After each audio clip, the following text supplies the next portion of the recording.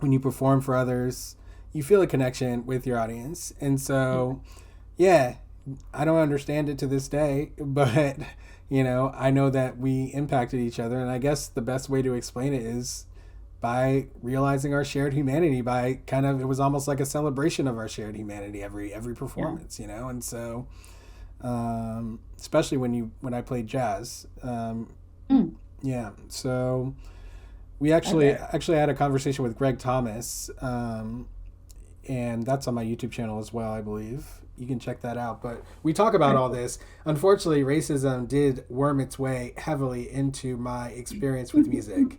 Yeah.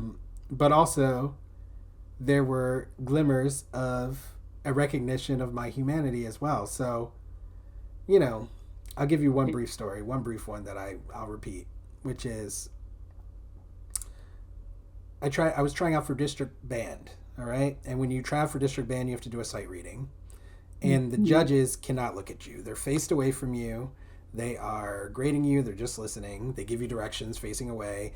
You have 1 minute, to look at this piece of music, and then you have to play it. And they start timing you. He's like, okay, you can remove the sheet now. And you remove the sheet. You look at the piece of music. You're trying to get it down, whatever. And then they're like, okay, begin. And then boom, you play it, and you get a score. Now, I had been told it's very taboo for anyone to look because part of it is being blind. That's part of Mhm. the examination. So after I finish playing the piece, I do it, missed an accidental. Ugh, very frustrating. But other than that, I thought I did a decent job. So I get up and I'm leaving, and I see the guy, one of the guys, turns around and looks at me, looks right at me. Mm. And then I left, and I was just like freaked out because like I had specifically been told this, and I was Yeah. still just a kid. I was a young teenager, and I was like, what was that? What just happened? I have no idea. So my band director, he's like, let me go check this out. And he comes back and he says, so I talked to the guy, and he said he did turn around. He said because he had been listening to that piece all day, and I was the first one who played it like it was music. Mm.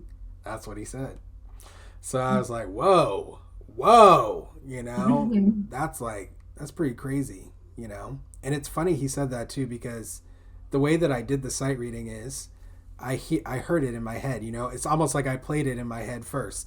And I Yeah. know a lot of other people don't do it that way, but like I do it that way because I'm like, it is music, right? They wrote it to sound a certain way. It's a piece. Like even though it's a sight reading piece, it's still a piece of music. So you got to Right. play it like it has lyricism, and that it has a rhythm, like it has a beat, like it has a story, and that's how I played it. So it was just very cool, our Yeah. we had that moment, where he was like, thanks, and I was like, thanks. That's beautiful. I wish I had a talent like that, but I definitely recognize that, yeah, us being able to think the same thing is beautiful is it's connection. Yeah, I mean art, right? Like the creation and experiencing art, I all of it, any human expression. Yeah. um yeah, so I'm gonna keep working on it. I'm gonna keep working at it. Creating those types of events. I think it's it's a hard sell. I feel like it's much easier to sell people fighting against each other and being opposed to each other than people coming together. For Even though sure.